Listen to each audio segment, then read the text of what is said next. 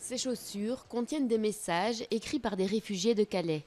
Ces portes posent la question du parcours et des choix à faire. Voilà quelques-unes des créations contemporaines de cette 14e édition de Nuit Blanche.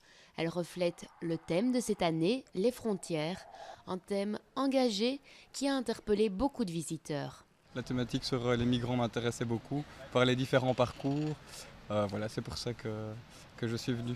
J'aime assez bien le côté acerbe de la chose, de venir présenter des projets sur les frontières et sur toute la notion d'exil, d'accueil, d'ouverture, de découverte, de partage. Vraiment tout ce qui motivait l'Europe dans ses débuts.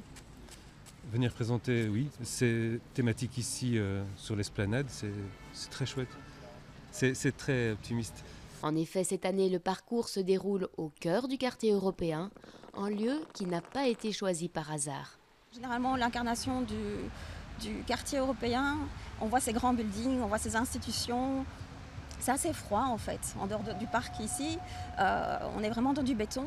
Et on s'est dit que pour cette édition-ci, on avait vraiment envie de ramener de la chaleur humaine. C'est chouette qu'on l'anime un peu, parce que c'est un quartier qui est souvent mort la nuit.